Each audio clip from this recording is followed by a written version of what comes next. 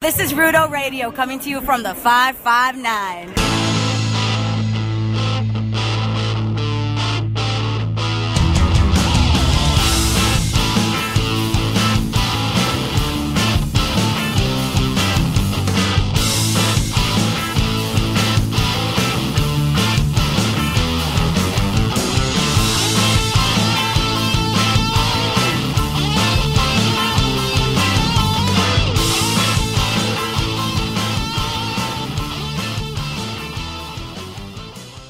Hello and welcome to Rudo Radio, SB Nation and Cage Side Seats, weekly wrestling podcast. I am Nick Bond, joined as ever by Mr. Mark Normandin. Mark, how are you? We gotta speed those. We gotta speed the enunciating up, or else we're gonna be here. Listen. By the time we finish recording, another pay-per-view will start. You can get it fast and cheap, but it won't be good. Oh. I can't do the rest because I'll screw it up, but I don't want our listeners to think that I don't like having all these pay-per-views, because it's actually great. Like, literally the only part I don't like about it is like, oh god, we're covering a pay-per-view again. So that's some media problems. Yeah, and it's like, we did the math. There is one episode at the end of this month that is a free episode. Every other single one will be reviewing or previewing a pay-per-view. But as a wrestling fan, it's also like a golden era. Like, in terms of really high-quality shows. Even Extreme Rules, which is what this Sunday's show was. It was just okay. It was not extreme in any way, other than, I can't think of a way in which it was extreme. I can tell you how extreme. It was extreme with all the extra rules they added to these matches. And also how they extremely did not tell us anything. Yeah, it was an extremely large list of rules involved with this pay-per-view. Let's just talk about that up front, that specific problem, so that we're not doing the same thing when we talk about like every match. Well, I think it's important. That sound wasn't to you. Sorry. It's just going to Extreme Rules again. It is important to have consistent rules about matches, so that your fans know what the rules are, and then you work within the constraints of those matches to surprise and shock and awe us and tell a story. When you just change these established rules, like, for example, the submission match, where the only way to end the match is via submission, unless for some reason you get disqualified or counted out. What the fuck? Like, that was... So it's a not pin match. Yeah, it's a no pinfalls match is what it is. It's the only thing you can't do. And, to make it worse, as cool as this finish was, the finish ended up being Neville hitting his finisher, which is it's not a submission. That's just what he uses now because he hates people, which is great. But he used the red arrow, and then he immediately threw on a submission at the same time he normally would have thrown on a pinfall. So what was different about this match? Oh, the example I kept seeing, because I saw it in multiple places, I don't remember where I saw it first, but imagine if Austin versus Bret Hart at Mania 13, right? Yes. Imagine if Austin Hart, when they're out in the ring and they're doing stuff and Austin's getting all bloody and it's starting to really escalate, the ref's just like, come on, guys. Get back in the ring, guys. Count you out in this submissions match. You thought that meant it could only end in submission, but actually it can end in literally anything. You just don't pin a guy. So not literally anything. This contest, which is supposed to be a challenge of our wills in like this like theater of attrition, unless we get counted out. Like, I mean, if you want... Does he still get to be king if he wins by count out, or does he have to be like Squire? Some kings have won by default plenty over the years. I'm pretty sure that's how being a king works, is you win by default. That's a lot. I mean, if you want to do that spot with Aries on the outside, and it's, you don't have the give of the ring, whatever you're doing. Yeah, if you want to do, you can only get the submission in the ring. That's fine. But you can't have it like count outs and disqualifications count. Yeah, you just go, no, that doesn't count. Or you just have Aries do that and get close to doing it, and when Neville looks like he's going to tap out, he actually pulls something out from under the ring and like brains Aries with it. Yeah, and it's like, oh, you know where I shouldn't be? Next to a ring where Neville has weapons because it's Extreme Rules, so there's more than Gatorade bottles under the ring right now. I just thought of, I think it's Gorilla Monsoon just shouting, "Pinfalls don't count!" at the Royal Rumble, the year that Yokozuna won, when Macho Man tries to pin him for some reason. It's easier than getting him over the top. Oh yeah, it is. That guy was huge. So it wasn't just this match that suffered that fate. Like, I think it makes sense that Jeff Hardy had no longer escaped the cage when he got back in the cage. However, it was not clear until the moment it happened that this was a situation that could exist. And that's shitty. It's like this weird thing where the announcers don't want to give you any details because they don't want to give away like the finish or the swerve of the particular match. But if you just had consistent rules and everybody knew what the fucking rules were, you wouldn't have to worry about that. Or even for the love of God, lampshade it. Be like, this is an unusual match where it's referee's discretion. Just make up some bullshit about like, or straight up say all 4 feet of each team have to be on the floor at the same time. Just say that, because then you go, oh shit, Jeff left the cage. Jeff is back in the cage. What if? And then you can build from this where Matt Hardy's like, yo Jeff, your offense is kind of caused us to lose. And what's funny is if you've ever played WWE 2K whatever, you know that if you're in a tag team cage match, you let the first guy get out and murder the second guy. Yeah, and that's what they do. It's like the easiest match. Yeah. And oh god. So there's just so many situations where that came up. I was fine with what happened with Miz and Ambrose because I like the idea of Ambrose having to think so hard about what he's doing, since normally he doesn't. He just reacts. And just continuing to catch himself and like having the ref hold his hand and be like, you're going to get disqualified. And Ambrose is like, God, I keep forgetting about that.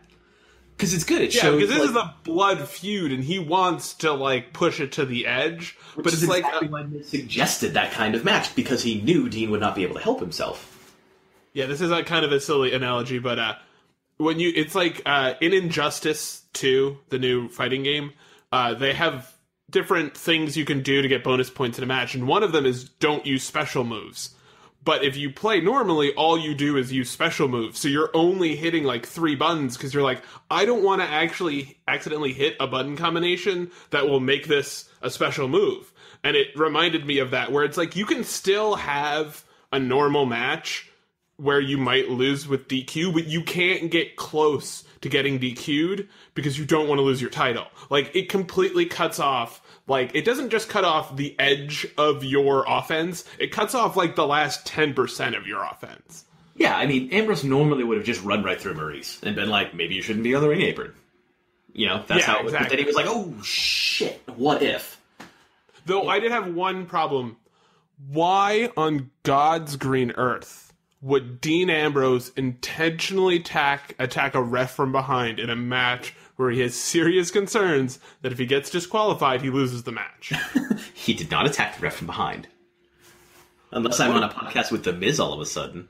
Well, but what I'm saying is, like, why would the ref do it? No, okay, so I thought about this in the moment. The reason the ref would be mad is because Ambrose had just argued with the ref. And Ambrose being kind of a hothead, the kind of guy who would be in this situation where he could lose his title via disqualification, him just getting mad at the ref and trying to sneak a hit on him and make it seem like something that the Miz would have, just I think there's reasons where it would work. I don't think it's too much of a stretch for the ref to turn around and be like, dude, what the hell? Like, I took your side. I get that. I thought it was weird when he went towards the, like, booth to be like, this match. It's like, there's no way. Get mad at him. Don't threaten to disqualify him in a match or make no sense that of all ways would be the way he would try. Like, he wouldn't attack you. He would hit the Miz with something. It did take too long for the ref to get over to the timekeeper area. But, like, aside from that, I'm fine with it. I'm fine with the ref getting hit from behind and seeing Miz laying on the ground and seeing Ambrose tangled up with him and just being like, dude, what the heck? I just took your side. Like, we solved this already. And that should have been it. And then Miz gets up.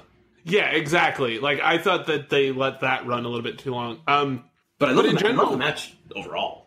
Yeah, and I loved the booking for this pay-per-view. And that's, like, it may sound like a kind of like a critic's critique, but, like, I thought that they made all strong decisions about what to do with all of the storylines going forward. They didn't go for the low-hanging fruit of, say, Finn winning the Fatal 5-Way. They went with the guy that I think we both wanted, that I didn't think he had a chance, really. Like, I thought he would be a good match for Brock. I did not think they would go with it. And the fact that they did, in the way they did, worked out pretty much perfectly. And what Joe did on Raw was some next level shit. Yeah, man. I wrote about it the next morning for Rude Awakening. And I think the headline was something like, Samoa Joe believes he can beat Brock Lesnar, and you should too. Yes. And that's, like, it doesn't matter if Joe beats Brock Lesnar in this sense.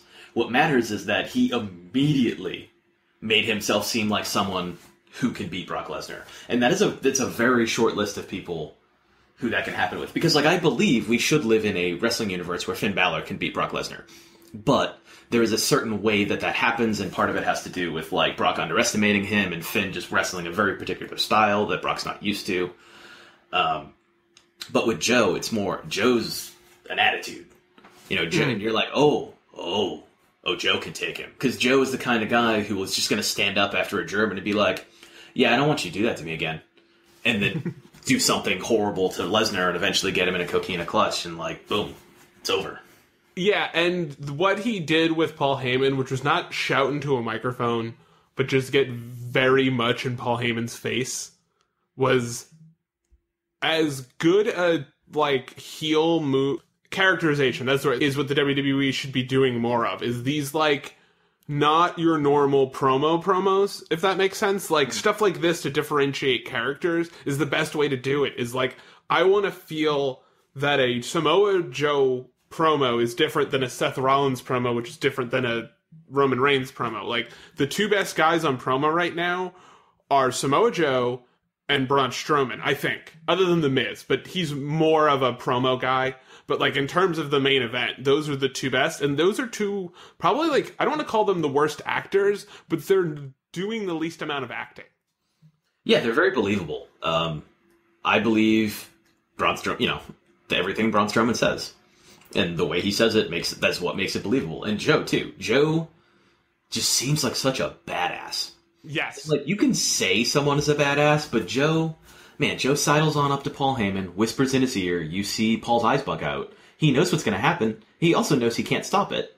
And then Joe does it. Like, it's just so good. And I think Joe's quick asides in response to people are great. Like the crowd being all, we want Brock, and Joe like, yeah, me too. Yeah, exactly. He does. So perfect, because you're like, oh my god, oh, he's going to rip him to pieces. He's a character that exists in that world. He's not a character who exists based on the situation he's in. They don't use it. There's not a situational reaction for him. There's the reaction Samoa Joe gives to a situation. Yeah, because whether he's a good guy or a bad guy, he's a bad man. Yes. Yeah, there's no, like... It's more that he doesn't needlessly murder people when he's a bad guy, when he's a good guy as opposed to a bad guy. Yeah, he's still It's not like he's valiant or anything. I thought that was the best match from Extreme Rules, the 5-way. Yeah, absolutely. Especially the second half, when they really picked up the pace. Because there was a little too much for a time of okay, these two guys are interacting, everyone else is laying down. But the second half did a much better job of incorporating everyone and having, like, once you'd forget someone was even in the match, they would just appear, like, literally flying sometimes out of nowhere to make their presence felt again.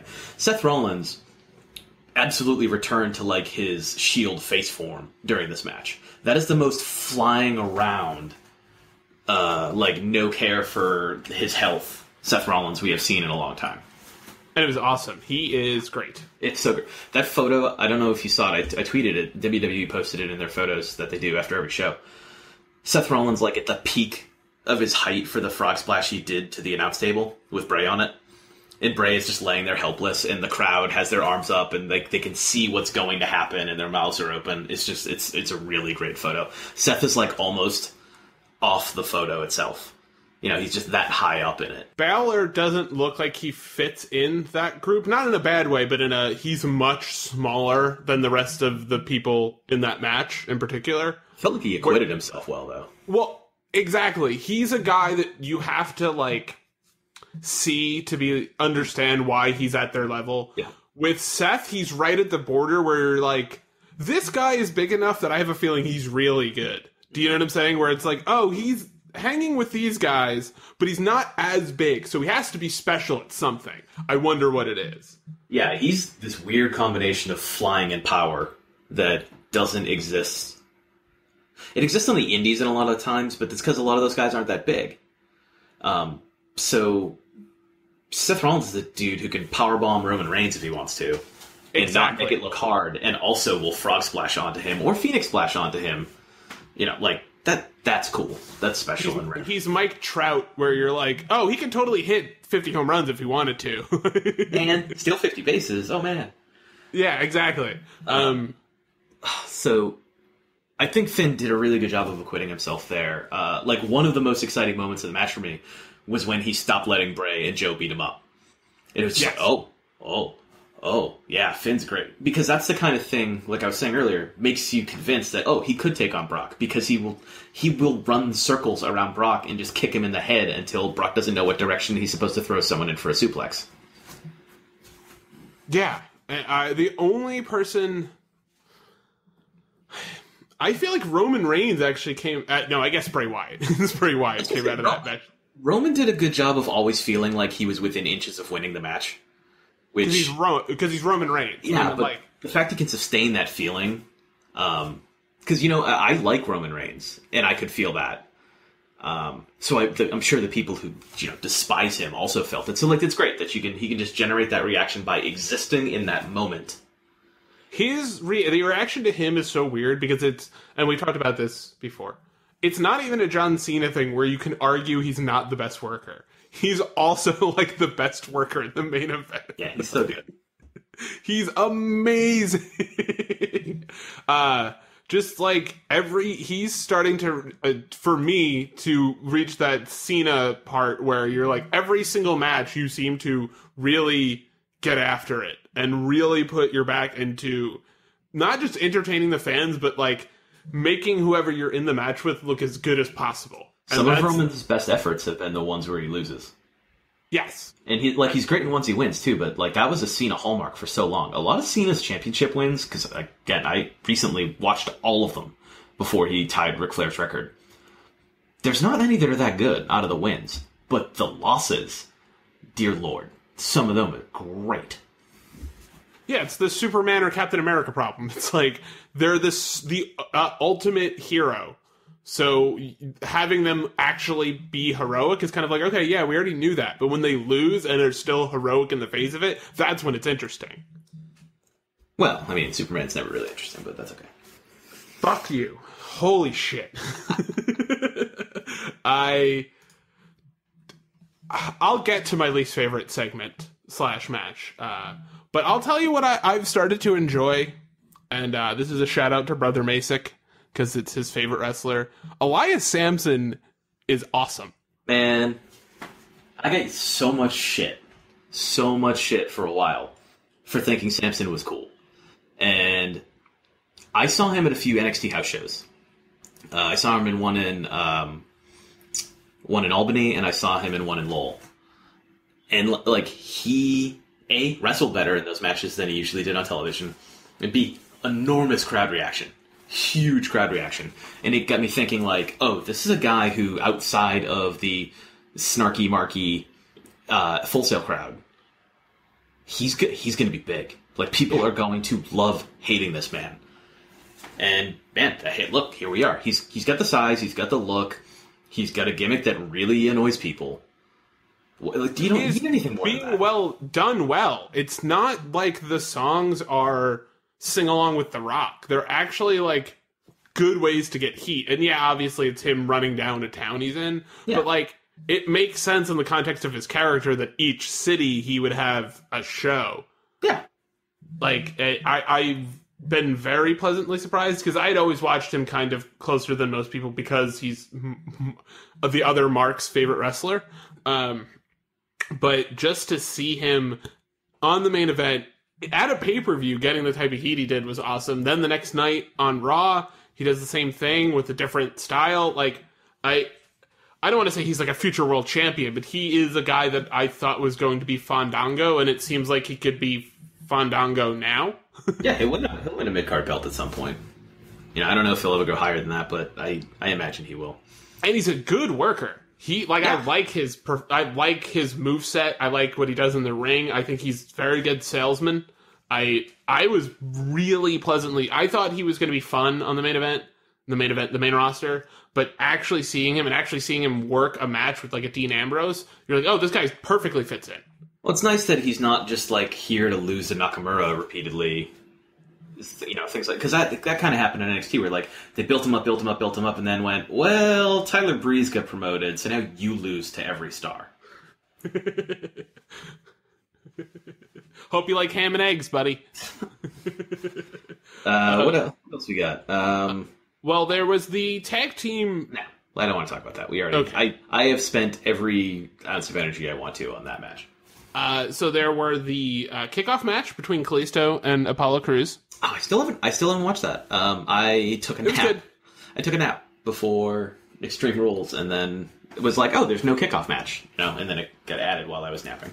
Those two guys are really talented, and Titus is a really good character that was working well with Apollo Crews. So that's the match that came out. Is Apollo Crews was looking good, Titus screwed everything up, and Kalisto did a crazy move to end the match. Like that was it, which is what it should be. These are the type of things you do to build up guys in preliminary matches. You make them look good. You basically make like a glorified house show match. Mm-hmm. I don't know if you've noticed, but I'm kind of going in the order of the things I liked the least. Yeah, I'm sure we'll get to Alexa vs. Bayley last. Because in between that, Sasha and Rich Swann, it was totally serviceable. Yeah, I don't think it was great. I won't remember anything from it besides Alicia and Noam hugs. Those hug tags were hilarious. Sasha hitting the double knee stomp from the rope was also cool from the tournament. Sasha and Alicia looked really good together. Like, yes. They did that, it's not the Sami Zayn, Kevin Owens spot, but the people they're making an homage to, you know what I'm talking about. They'll punch each other hard a bunch of times in the face spot. Yeah. And they threw each other that's around. In every single independent match now? Yeah. But they look like your standard, like, early 90s Japanese women's wrestling, like, where they're just flying all over the ring and it's kind of strong style. It looked good. Sasha has the ability to make pretty much anything she's involved in look good because she's willing to both lay it in and have it laid in on her, which is just huge for somebody that's a star like her, especially her size. And man, I wish Alicia had an extended NXT run when they were doing like the rehab for people like they did Natalya. Because man, I mean, she's great. She doesn't need it for her ability, but she needed it so that the people who changed their minds about characters because they wrestled in NXT would be super into Alicia. She is one of the people highest on the list of how much better their career would have been if NXT was around. Yeah. It's like her and the Big Show.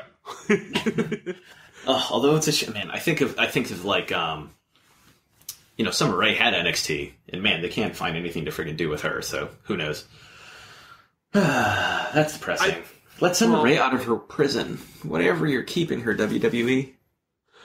Inside of Tyler Breeze's heart, I'm pretty sure, if I understand last week's, not this week's, which we'll get to, but last week's Fashion Files. Yeah, we need Summer to join the Fashion Police because she has had, not necessarily a dating relationship, but she has had a relationship with both Tyler Breeze and Fandango.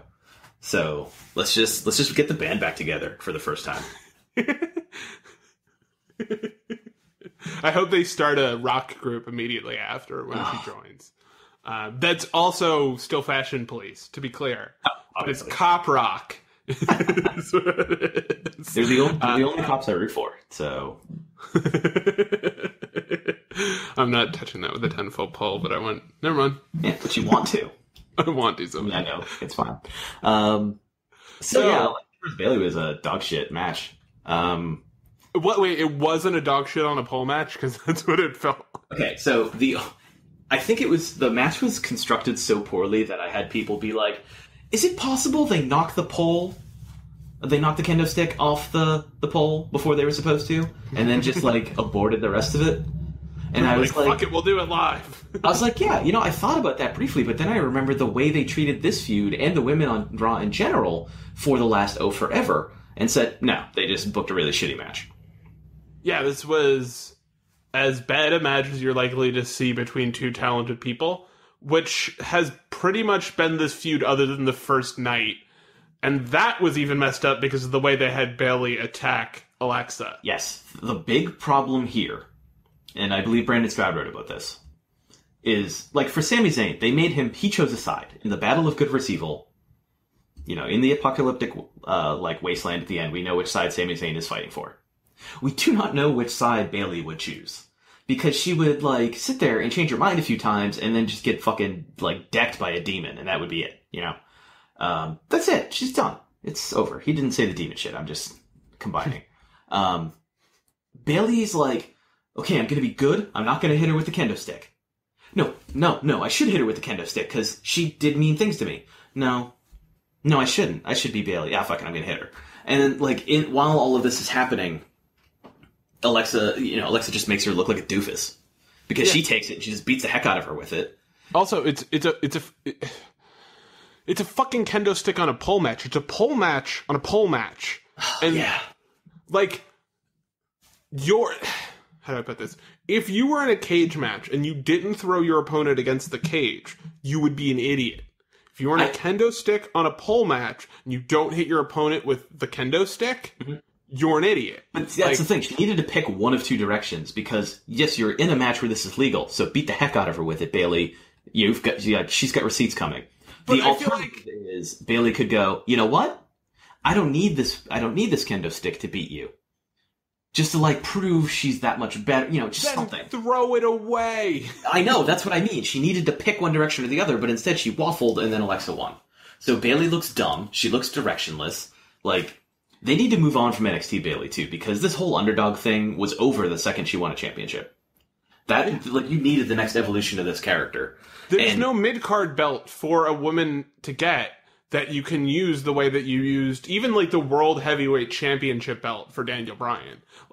There's no way station for her to go to figure it out and then leave and, go forward. She is stuck in this, I'm an underdog who won my first championship 2 months in. It doesn't make... I won it WrestleMania. She didn't even win it at WrestleMania. She defended it there. No, but I'm saying is she won a match at WrestleMania for the title. Over. It's over. And I'm happy for Alexa, and I'm honestly very happy. Out of all of the booking decisions outside of Samoa Joe, this was my favorite. I'm fine with that. It's just it sucks that they But I mean, even in the sense of killing Bayley so she can be resurrected. Yeah, they're not going to resurrect her. They're going to bring her back as the exact same goddamn thing. So, or move her to SmackDown. No, I doubt it. God, you're so hateful. No, I'm just telling you, they're stuck with this for a long time. I will say, so Monday, the segment, I saw a lot of people complaining about the match between Alexa and Nia. Match, quote, figure quotes. Angle. So, I think, outside of any context, that's such a great idea for Alexa. To just be how can I get out of this match against this person who is going to fucking kill me? I know, I'll make people angry until they punch me and get me disqualification going, and then, I gave Nia her match, and then I didn't even have to lose to her. Brilliant. The problem is, that was the match. That was the women's match. Just hey, this championship match that took up, I think Kate Ferrer had it at 6% of the in-ring time for a 3-hour pay-per-view, and it was the women's match on the show. It's just you can't be the only thing. Now, SmackDown this week are promoting a match that has all but 2 of the women in the division in it. So they do multiple segments with that. They have multiple Lana segments. They have multiple Naomi segments. That's great. okay, you only had the one match, but everybody wrestled in it, so you remembered who was in it. We get the one person not wrestling in it to show up and interfere, and like everything tied back together and makes sense, and the division is whole, and everyone is aware of who's in it at all times. It's just so much different than like the first time Mickie James has had to do anything on Raw for weeks is showing up so she could get yelled at for 30 seconds. Am I just misunderstanding like what are they trying to do something and we're missing it? No, they're just not. Oh god, this all comes back to like the Mick Foley thing where he said like, well, of course SmackDown's more beloved. They don't have 3 hours to fill. No, the problem is that you guys fill your 3 hours like shit. So like, even though Monday's episode of Raw wasn't bad, I didn't mind it. Where are the women? Where are they? You have so they many. are in the Enzo Amore promo. I don't know. It's so weird. Use them. Give them matches. Give them story. Like, their response to Emma getting hurt was to pull Nia Jax and Dana off television, pretty much. So instead of, like, doubling down and, like, coming up with a new story or figuring out a new angle until Emma came back, they went it's fine. We're just going to put Sasha on 205 Live because we don't have enough time in our 3-hour show to really give her time to shine with this feud. And we're going to just talk about Alexa and Bayley a lot. I hope no one hates Bayley at the end of this. Even they, in canon, think the Bayley and Alexa feud was shitty. Yeah. Yeah. It's one of the the most useless feuds I can think of. Which is a shame because, again, we're talking about Alexa and Bayley, but, like, They gave something to Alexa that literally no one in that company can make work. No one in any company can make work. Those "This Is Your Life" segments are bullshit. And they had Bayley there, who I don't know, is just like like she is the living embodiment of like the sad Charlie Brown walking gif right now. I just hear that piano music every time she's on screen. I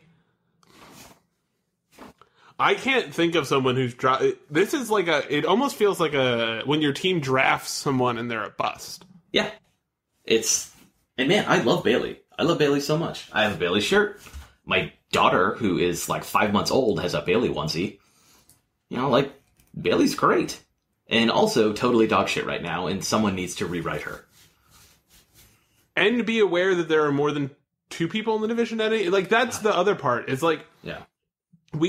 I would be a lot more okay with Sasha, and I think you would be too, on 205 Live if, like, Mickie, the reason she wasn't on Raw is because Dana Brooke and Mickie James were really involved in the storyline, and they were kind of like, listen, you're a big enough star that you don't need to be on Raw all the time. You can show up for the Cruiserweight segment and then just be on the Cruiserweight show, almost as like a foreign exchange student kind of thing. I think it's nice, actually, that they have Sasha on 205 Live anyway, because it's like, okay, we trust her to bring eyeballs to this show.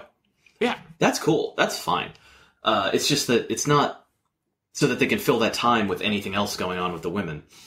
I don't know. SmackDown is a show where Lana can show up on her first night, get laughed at by the whole division for not being worthy. And, like, heels were even laughing at her for not being worthy of the Money in the Bank or a championship opportunity. But then Shane McMahon was laughing. Yeah. And then, like, what does she do? And reasonably, and what's even more is she admitted she wasn't incredulous about it. No. She was like, I'll show you. Yeah, and she did. And it's cool how immediately she fits into that division. That we know she exists, and like we know her angle, and we know she's cunning. And like, wow, okay, that's a developed character already. So people can complain, like, she's wrestled one match in the main roster, and she's done a bunch of, like, NXT house show matches. We don't even really know what's going on with those. We haven't seen her on TV a lot. I don't know, she shows up, immediately gets reactions, immediately inserts herself into the division like she's been there forever. Can you imagine Raw doing that with anyone? Anyone? No, I can't. Do you need to talk about Raw anymore, or we? Because I'm done. It makes me so angry to think about how bad they're doing. No, I mean I like what Raw's doing for the most part right now, except for the women's division, which is garbage. That's what I mean. Is I can't. It's so infuriating because the women's division is so good right now in SmackDown. They don't... Sorry, go ahead. They don't even have, like, a... They have Charlotte, and they have Naomi, and they have Becky, but they don't have, like, some sort of supernova star. Do you know what I'm saying? It's not like they have an AJ Styles. And to be clear, the people are talent-wise that way, but it's not like they have some sort of transcendent star, like a Nikki Bella actually would be. They do, but she's not active. Yeah, she's aware. They don't have somebody who is like a tentpole person for the last 10 years in the way that every other division seems to, and they might be person for person the best division right now in the entire company. Like, it's so good, and because they include everyone, so you know them, you know who they are, and they're smart enough to have Tamina using that kick instead of the splash, and that kick looked dope. Yeah, she looks like an actual contender for something, which is insane, because she's fucking Tamina Snuka. But that's the thing. Like, SmackDown has managed to create this world where you go, okay, yeah, that makes sense. So you can be really mad about... You can be really mad about Lana from, like, you can think she doesn't deserve it, but I think that's just the heel shit working. You shouldn't think she deserves it.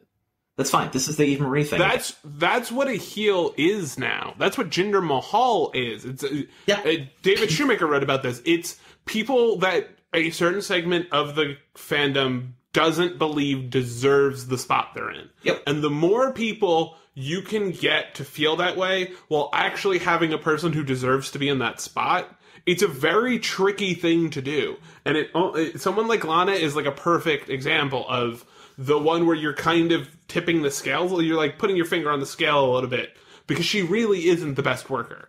No, I do get mad a little bit at people saying, like really believing that Lana didn't get, like, if you want to get meta about it and not just be like, oh no, that you're just like, no, this is a bad storyline, it's not believable.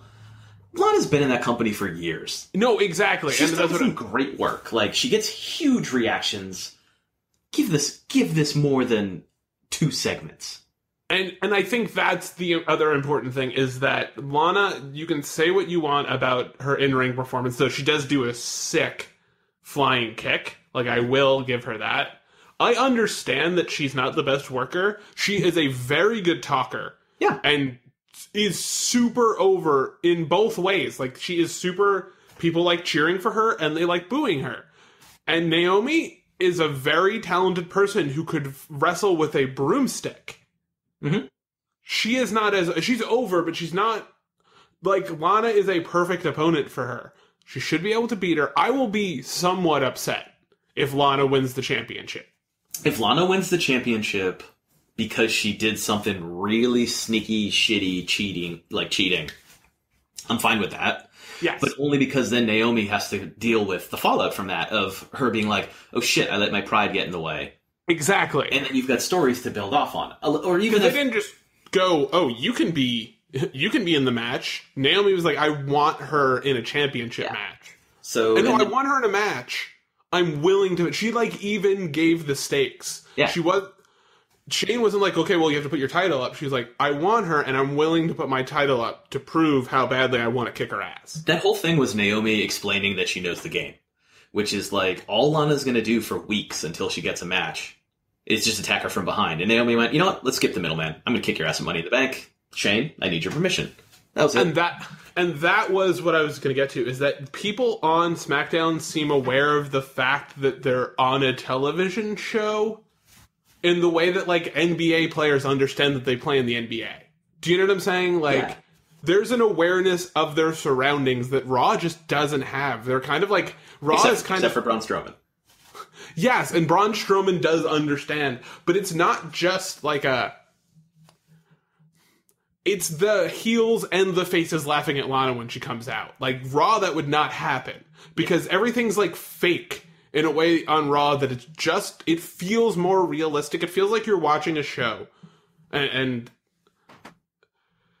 I don't understand why Raw can't do this, so...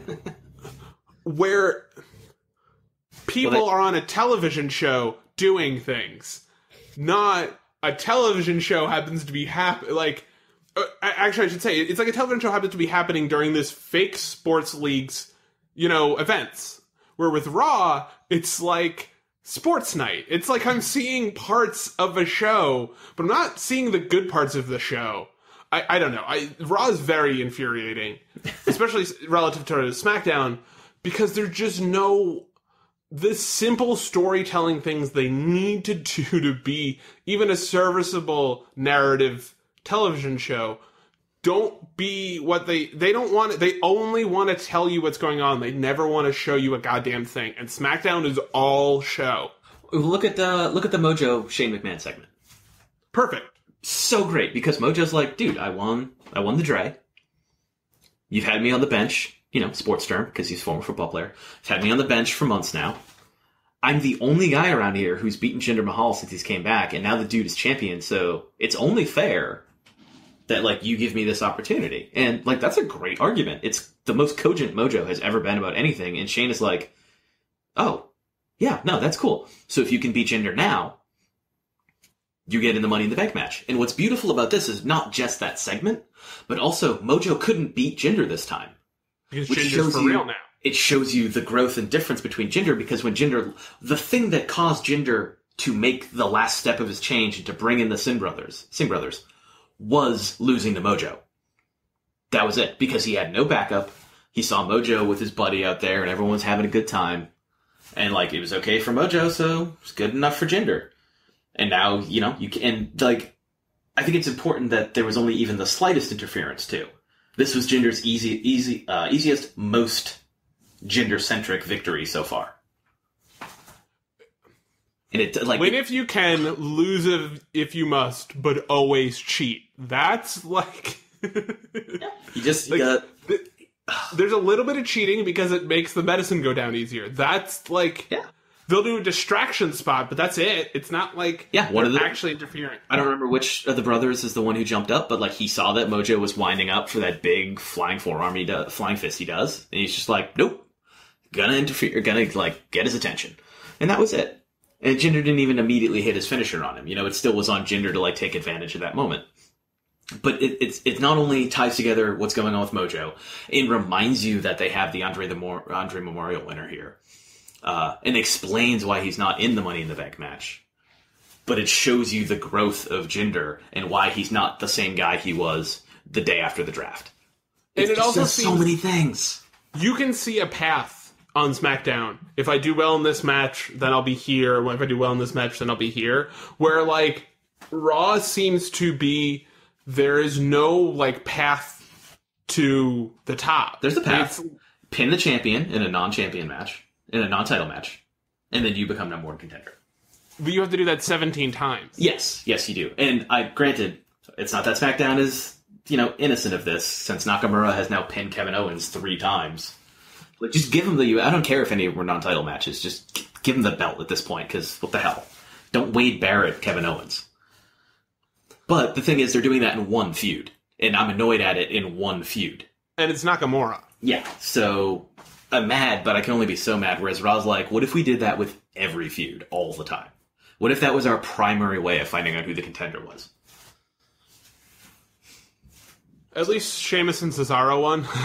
Yeah, no, I'm so glad they won. I just hated everything that got up to. I have a hard enough time with steel cage matches that aren't from 1988 anyway.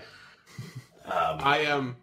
And I thought all around, it was weird because it felt like the AJ Styles Ziggler match on SmackDown was no, Ziggler shouldn't have won that clean, so we're going to fix it this week kind of thing. He wasn't in the hometown this time, so I guess. AJ just needed to prove. He's like, the only thing that happened to me last time was the hometown. I mean, would you have Luke Harper in an interview saying he's nervous about going to his hometown of Rochester because it means he's going to lose? In an interview with a local paper, and you have Sasha Banks and say they broke the curse. Say they broke the curse because they managed to win in Swan's hometown. Okay, maybe you guys have made this. It's not. You're not going to make a heel with this. You're just going to send people home unhappy. Maybe it's time to switch up the hometown thing and let someone win now and then. And I think that's actually another perfect example. SmackDown and Raw Talk is similar to SmackDown because it has Renee involved. They're aware of, they do a good job of taking the tropes of wrestling SmackDown does and including them in the television show that you're watching, and make the people who have been doing this their entire lives and have been fans for 30 years also aware of the same things the fans are. It'd be like if someone was like, oh, we should run a 3-4 defense. Like a fan came up to a coach and was like, we should run a 3-4 defense. And the coach was like, what's a 3-4 defense? That's what it feels like sometimes. Where they're like, oh my God, I didn't know that if you're in your hometown, you pretty much always lose. And it's like, you claim you've been a fan since you were 6. You would know that. Like, that's just something you would know from watching.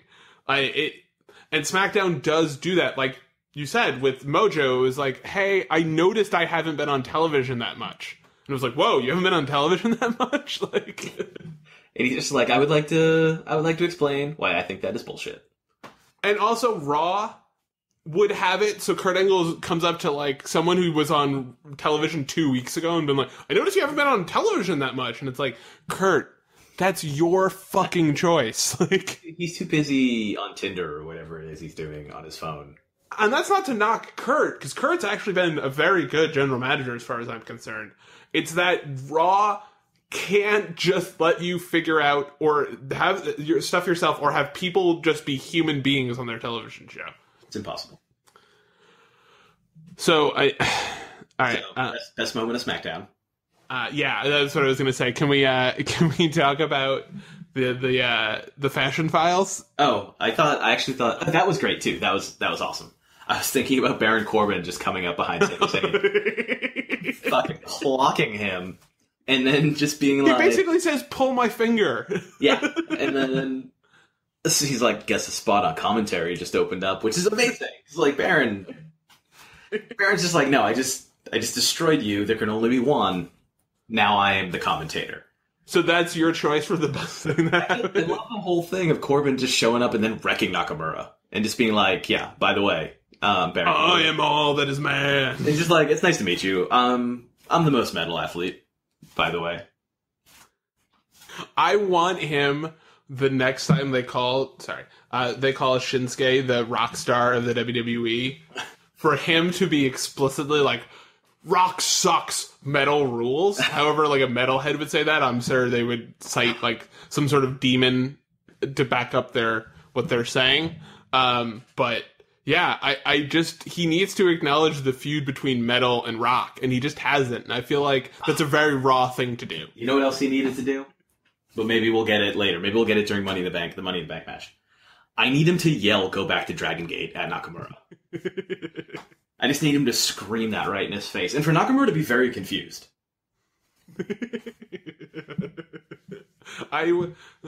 Go back to Pro Wrestling Noah! Yeah, just something. Just like a slightly off Japanese. Go back to FMW! I also like to believe that the reason Corbin actually went out to ringside is because someone showed him a clip of Nakamura facing Kevin Steen in Ring of Honor. And he was just like, oh, these fucking guys. Oh, man, I did not know they wrestled in the indies. And then he just had to he was going to take out whichever one was left standing. I'm tall and I don't like people who work their way up through the industry. Boo. I just love when he says things like, it's pathetic that they had to work their way up through the industry because he just called WWE. He's like, I called WWE. Phone call, bro. My entire life has been successful and great, so I called them, and obviously they wanted me. Because, I mean, have you met me? I'm the best. Oh, he's so good. So yeah, that as a whole is probably my favorite thing that happened on SmackDown. But oh my god, I love the Fashion Files. I love everything about that episode. And we had talked about this previously, that Xavier Woods and them are friends with Tyler Breeze. Like, it's very well known. So this was just a matter of time, but to see it come together as quickly as it did was really wonderful. Well, it's great because, like, Woods is also super buddies with the Usos. Like, these are all people who run up, down, down all the time. Yeah, exactly. So now we've got all three of these working together on SmackDown. Oh, the Usos. I know they cut a similar promo basically every time. It's so They're good. So good. Dude, things like dragging New Day is amazing. Because that's, like, New Day has been missing this. New Day's been missing anyone who can keep up with them. Oh, this is a much, much, much, much better show for them as a tag team. Like, it's not even close. Yeah, Sheamus and Cesaro aren't going to be able to... I love them, but that's not their thing. They're not going to be able to keep up with them, you know, going like this, like, bantering back and forth. This is... Come on. And Sheamus and Cesaro are awesome I'm very happy with the way both tag team divisions are working right now, actually. But man, that Fashion Files. What fabric is this? Throwing down the romp him twice. I love Tyler Breeze is going off camera to put it on. He's like, I have zippers and pockets to hold my stuff. And his real joy of wearing it was just... I love that once Fandango saw it on him and was like, oh no, that's a serviceable outfit. Like, he's into it. He's like, yes, that is utility. Them doing the telepath stuff to each other and the New Day not being able to hear it, but Xavier being smart enough to know that there's probably something going on with those two, and them not taking offense to it, just being like, all right, they stopped talking. This is getting weird. We should probably go. Thank you for your assistance. It was... And... Sorry. Them coming into the room and being like, oh... or black and white was just recognition that the screen changed to black and white. It's fourth wall breaking shit, but like those are the teams that should be doing all that. And it's amazing how quickly the tag division's turned around. And I'm mad at myself for being okay with American Alpha not being on television right now, but. Like they should go to Raw. Yeah, they don't fit in that universe right now. We might find a spot for them to fit into it at some point, but it probably will not involve directly interacting like the New Day does with the Fashion Police. And yeah, that was one of my because it's just people doing their jobs really well, and. Fandango tasted for fingerprints. And if Dirty Curdy doesn't become a 10-time world champion after the Fashion Police, there is no justice in this world. Oh, man, I need them to win something. It's just... I want them to break up the way that Rybaxel did, where there are literally no hard feelings. 2 to 3 years from now, I want them to break up. To be clear, not soon. But, like, I really think that this is the type of gimmick we will look back, if everybody stays healthy, in, like, 5 years and be like, I can't believe those two. And we talked about this, the Edge and Christian thing, where, like, I can't believe those two were in a tag team together and had the dumbest gimmick in the history of mankind. And nailed it to the wall every single week. Yeah. And that's what you have to do. And you hear a lot of people go, oh, well, like, it's hard. There's a glass ceiling in the company. And I feel like that's the truth to a certain extent. But we have seen time and time again with people like The Miz, with the Fashion File, with the New Day, who might be the best example. If you do well in the shitty gimmick that they give you and you get it over, they will love you forever. Yeah, Natalya, they used to make Natalya fart. Santino Marella got an Elimination Chamber match at one point. He's probably a future Hall of Famer. He's a 2-time, like, mid-card champion and was a huge star for 10 years. He's a random idiot. His character is random idiot from Italy. That's it. It's not more complicated than that. Yeah, they can make these things work. And I'm excited to see what they do going forward. And I'm so glad to have those three teams together. This version of the Usos is amazing, and I really cannot stop praising them enough. Like, yes, the Big E joke about, like, his bra size was, obviously, it's been done before. It's not even new on the show. But the way they delivered it was great, because Big E was still like, yeah, okay, yes, yeah, all right. So, like, it still got to him that they would even come at him with that kind of joke. But then the what are those to Xavier Woods was incredible. It was... Xavier Woods felt like he did not, as a person, as a performer, know that joke was coming, and just saw it. It was kind of like when you're at critical in a fighting game, and you're like, I think I got this, and then they hit you with a combo, and you're just staring there like, I thought I had it, and they killed me. I'm dead. I can't come back from what are those. Oh, it's so good. I'm really excited for this feud. They're great in the ring. Like, this is... The Usos have finally, I think the best way to describe them is if you look at their resume and you looked at the performers you were like, oh, I can see why they are like a 4-time champion, because they were super over and there wasn't a lot of tag teams at the time. Now you look at the work they are doing now, and you're like, first of all, why weren't you doing this for years? And second of all, like, oh, that's why they gave them so many titles in the beginning. Like, they were clearly this talented the entire time. They just never quite, they got over doing nothing, basically. Just doing, like, a dance at the top of the ramp and flying around and being related to Rikishi. And now they're their own thing entirely. And all of those titles don't just seem earned, they seem like they don't have enough because they're so talented now, but it's almost like 2 different careers. Like, these feel like completely different performers than they were even like 2 or 3 years ago. Well, they're letting them talk, for one. And they're letting them say more than just, like, quick things where they say oos every other word. And they still keep some of their stuff. Yeah. This is the type of I have a friend, Darren, and I talk about big boy pants moments. Them coming out in the day one is H outfit was a big boy pants moment. That was when that's when they truly became president. Oh, God damn it.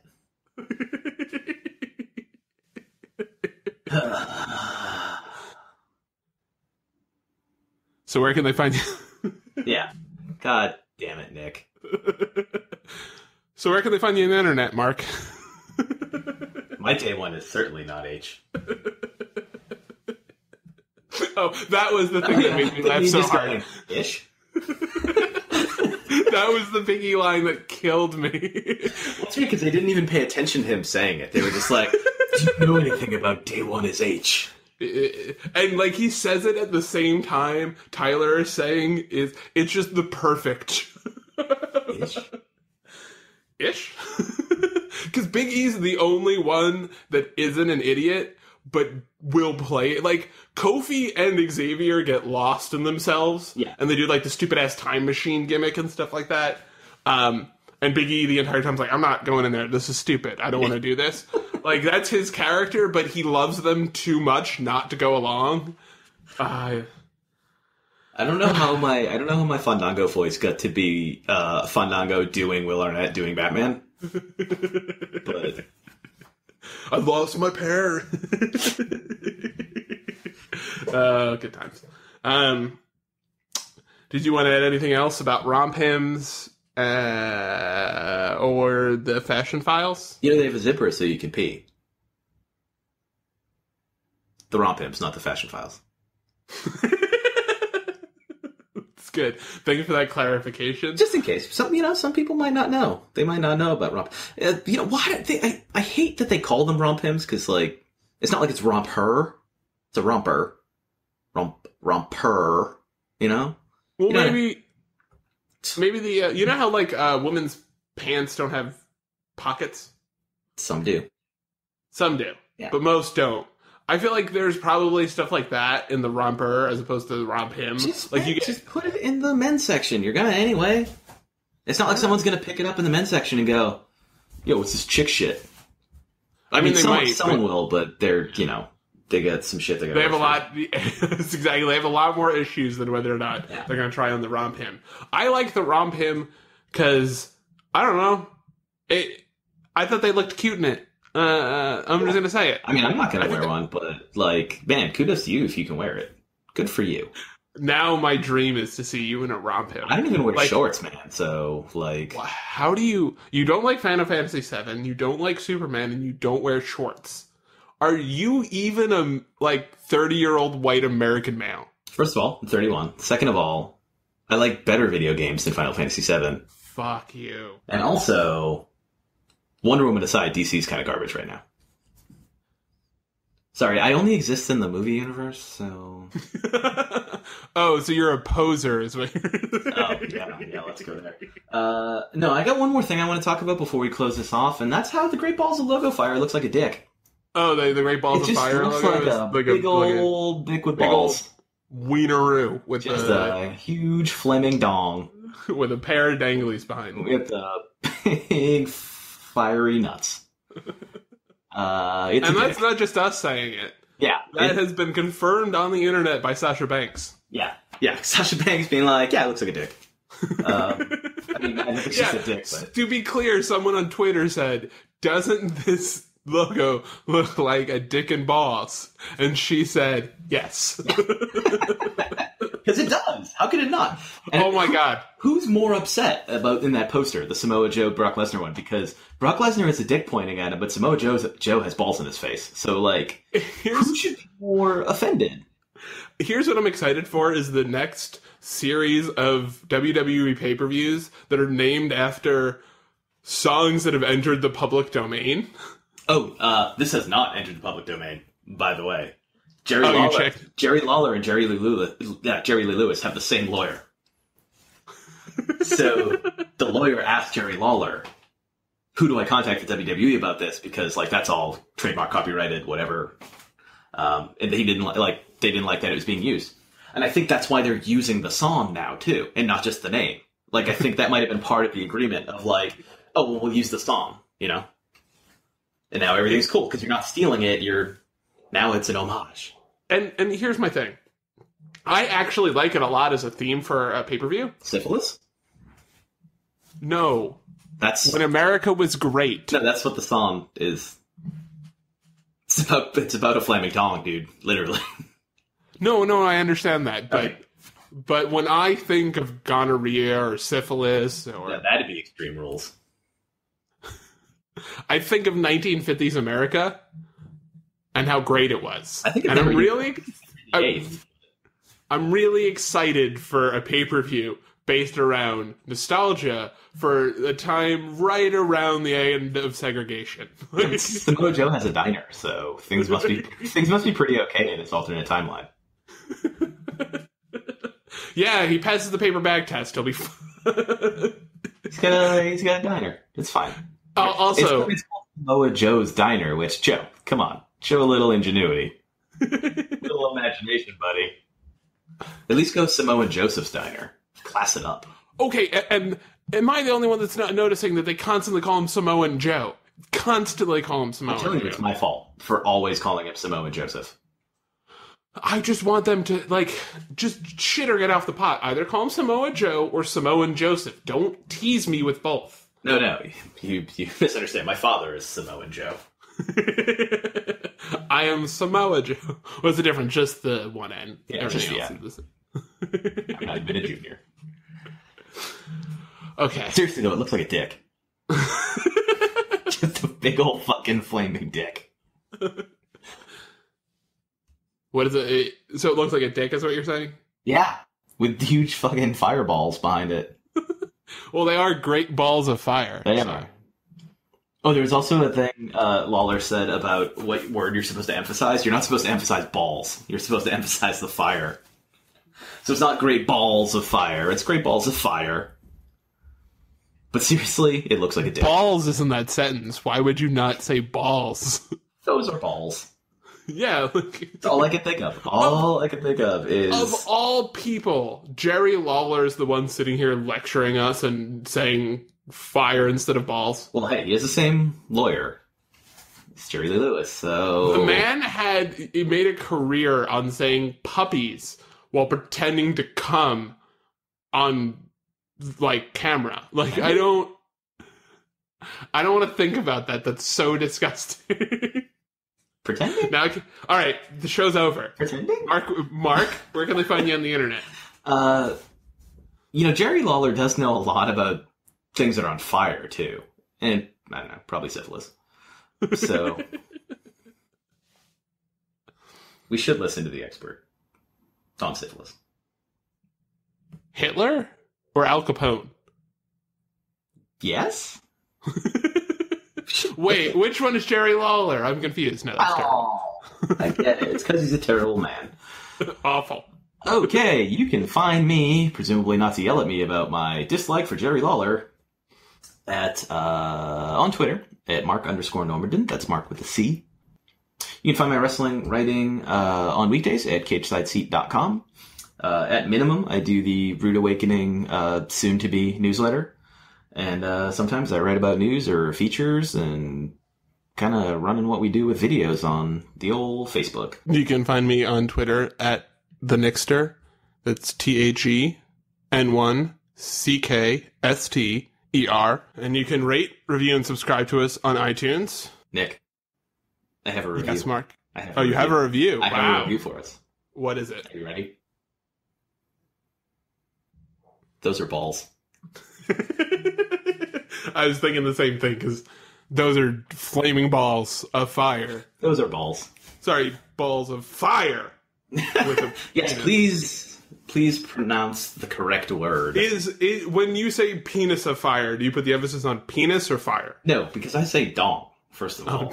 It's a way funnier I'm word. a medical professional. Excuse me, that's the scientific word is dong. For your dingling, it's dong. Everybody knows that.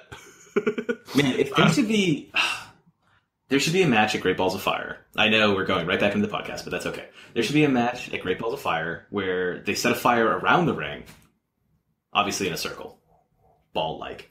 And then the only legal offense is dick punches. And what about teabagging? Like flying teabags. I mean, maybe you should have to pin like that. That's the pin, is the teabag. But, yeah, wait, it's a face-sitting ring of fire match? Yeah, pretty much, in dick punching. So, it's what it is, really, though, is a combination of Kane's matches with the fire and Ric Flair's penchant in the 90s for just punching people in the dick repeatedly. So many dick punches. Yeah, that was his entire offense then, and that's what I want to see. They can make it happen. Fair. Yeah. WWE, make it happen. We're writing to you right now. So I guess there's nothing left to say. The only thing left to say is bye.